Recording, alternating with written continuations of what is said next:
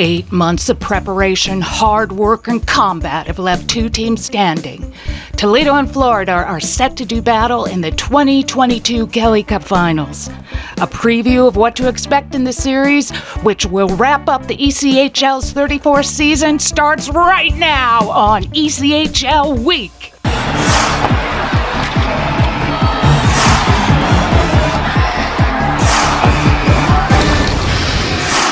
Hi, welcome to another edition of ECHL Week. I'm Barry Schickling. We've made it to the final few steps of this season-long journey. The championship series of the 21-22 season is about to commence. Western Conference titleist Toledo against Eastern Conference winner Florida. Let's examine what you should be looking for as these two teams get ready to do battle in the Kelly Cup Finals.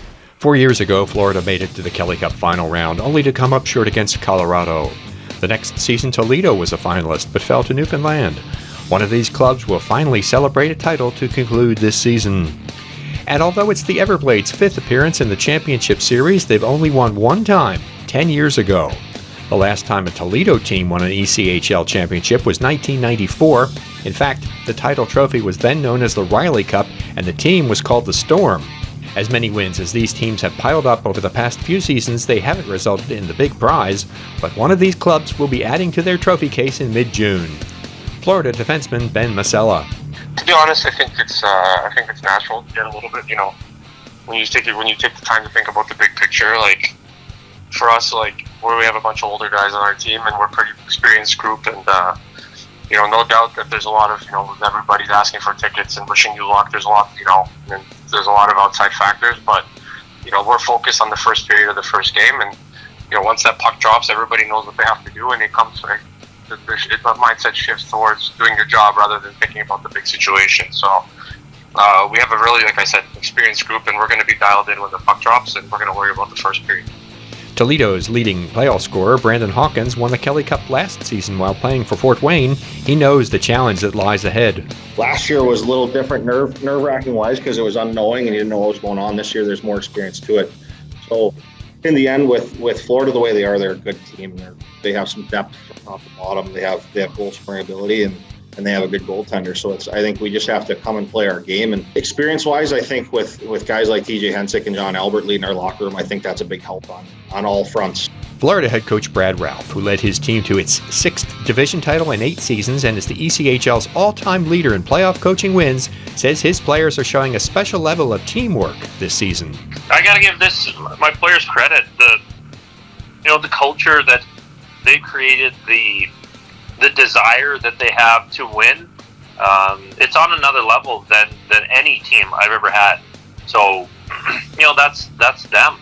They've made the decision to lay it all on the line and to take this as far as we can take it. So, all the credit goes to our players, and we're proud to get to this point. But our work and the ultimate goal here is yet to be accomplished. Since these teams have not met since November 2nd of 2019, Walleye head coach Dan Watson is hoping his team will find some serious passion early in the series. We've got to kind of muster up and find those feelings of, I don't want to say hatred, but we've got to find a competitive spirit against a team that we haven't played before. The emotion, you have to try and find that emotion against an opponent. So we did the same thing as Utah. We hadn't played Utah in a long time. We didn't play them this year either. We had to try and find that emotion against them, and we did. And I just think those are two things. It's about us, number one, and then number two is you got to try and find emotion against guys that you haven't played before, somehow, some way. And those usually come out at end of whistles, the scrums and net front, some of the net front battles at both ends of the ice. That's when that emotion, that intensity will come out against the other team.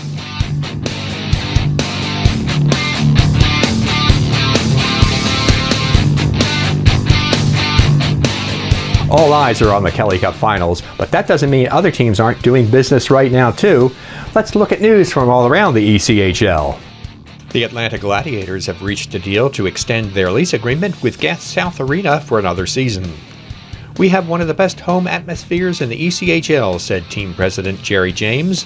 The team enjoyed incredible success at home last season, and we're excited to replicate that in 2022-23. Based in Duluth, Georgia, just north of Atlanta, the arena has hosted Gladiators home games since the team moved to Gwinnett County in 2003. The team filled all those seats for a game as recently as February 5th this past season. The Tulsa Oilers are looking forward. Team owner Andy Skirto has purchased the Oilers Ice Center. The building had been owned by a previous Oilers owner. It will add to Skirto's vision of making ice sports even more popular throughout northeastern Oklahoma. In addition, Skirto is in the process of constructing another ice complex complete with offices and a practice facility for the team. Said Skirto, "The acquisition of the Oilers Ice Center is the next step in growing the game of hockey in the Tulsa area, and I look forward to all the fun and exciting synergies having both under the same ownership can bring." Plans are in place for a facelift to the Oilers Ice Center, including more community events and the potential for improved food and beverage facilities. The BOK Center, the complex under construction, and the Oilers Ice Center are within about 11 miles of one another. The Wheeling Nailers are looking forward to a new ice system at Westbanco Arena, and the installation of that is starting this month. You may recall that in the fall of 2019, just prior to the start of the season, a failure with the arena's aging ice plant necessitated the installation of a temporary system which has worked well for the last 3 years. The City of Wheeling, which owns the arena, is funding the replacement, which has been in the planning stages for a while. Both the temporary modular system and the building's nearly 30-year-old ice plant will be replaced by a new state-of-the-art system.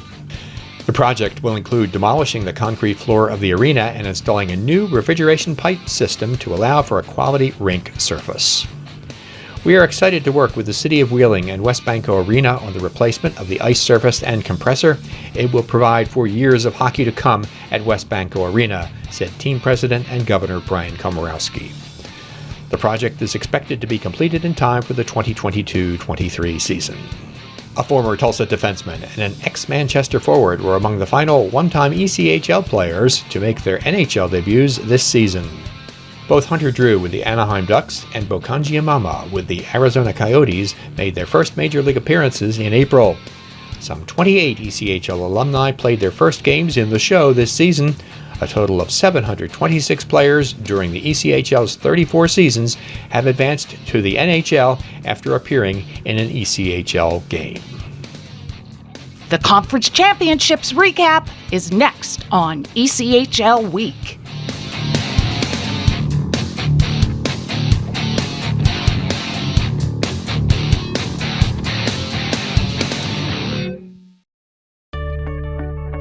Thinking of selling your home? Now is the perfect time. Few homes are available for sale, and this increases the competition. Many homes are selling above asking price.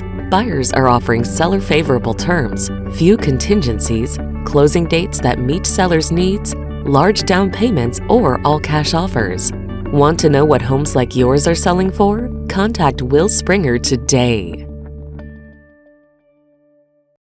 Do you want to meet a family with a transgender kid? Here we are. We love our kids unconditionally, and we will never stop fighting for them. Stand with us. Protect our families.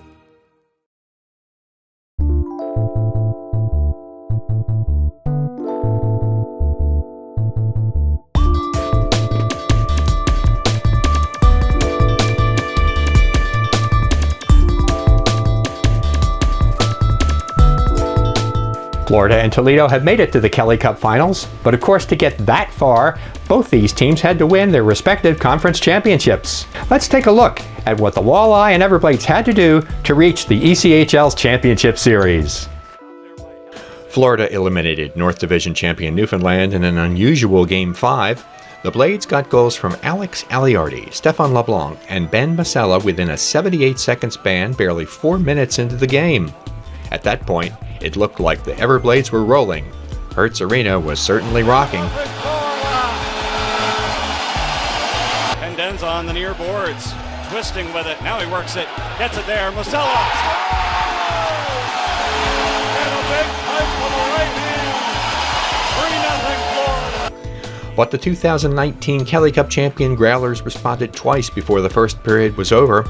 Tyler Boland and this goal by Pavel Gogolev got Newfoundland back in the game. In the second period, a couple more quick strikes, just 2:15 apart from Derek Angeli and Aliardi again, this time on the power play, put Florida up by 3 goals for the second time in the match. Inside the blue line, working it there, Gennaro up top, LeBlanc back to Gennaro, far side, Aliardi scores! But Newfoundland, which won 2 7-game series to qualify for the Eastern Final, showed its determination. Playing without both regular season leading scorer Zach O'Brien and top playoff point producer Ben Finkelstein, the Growlers responded with about 8 minutes to play on a side-of-the-net shot by Jeremy McKenna. 2 minutes later, a shorthanded strike by Boland was followed by his hat-trick goal, and Newfoundland had forged a tie and forced overtime. 5-5 tie! The extra session lasted just 1 minute as Xavier Bouchard's shot from the right face-off dot found the net and the Everblades advanced to the title series. He scores! The Everblades are going to the Kelly Cup Finals! In the Game 5 win for Florida, defenseman LeBlanc scored and had 3 assists. Oddly enough, not counting an empty netter, all the Everblades wins in the series were by 1-goal margins. Everblades head coach Brad Ralph. You know, you have to set yourself up for success in playoffs, and we did that.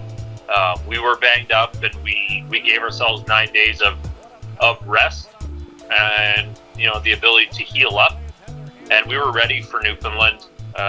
You know, they had a couple extended series, both going to Game 7, I believe.